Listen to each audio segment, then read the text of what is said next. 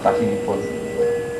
Mugi panjenengan kaliyan kula sedaya tansah diparingi berkah saking Gusti Allah ingkang prasaja.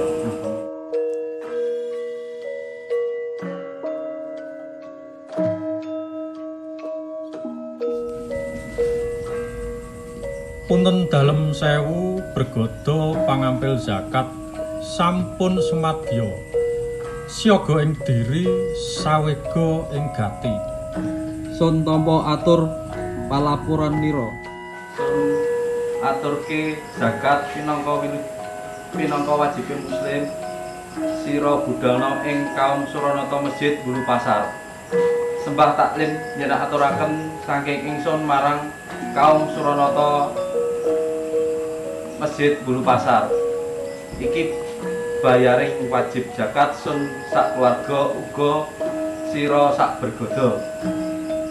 sun tampi jejeban menika samangke salam kula aturaken marang kaum Suranata nyuwun jurung pandonga bergodo nuli kabidalaken budalna mugia wilujeng tansah menehi karahayon sedaya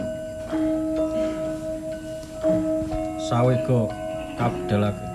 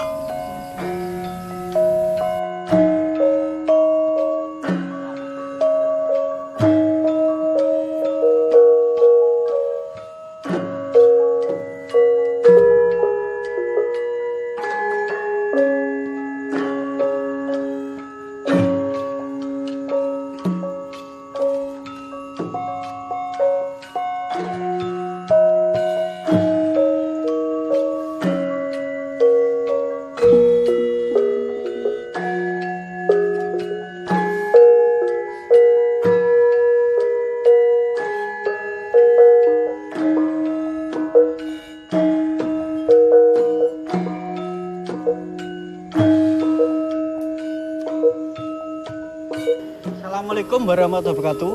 Sugeng Rahayu.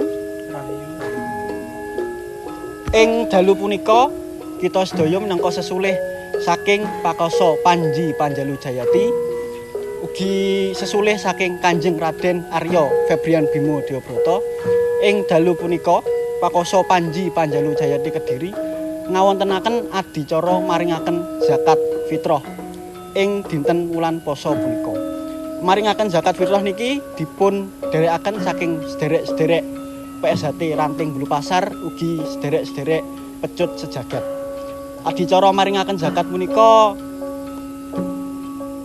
dados tunggal wajibipun tiyang muslim, khususipun tiyang muslim ing tanah Jawi ingkang dipun wajibaken sakderengipun Riyadin Idul Fitri. Inggih menika adicara punika manut runtut saking paugeran adat saking Kraton Kasunanan Surakarta Hadiningrat. Juga semanten atur kula yen wonten lepat-lepatipun kula nyuwun gunging pangaksami. Wali taufik wal hidayah. Wassalamualaikum warahmatullahi wabarakatuh. Sugeng Rahayu.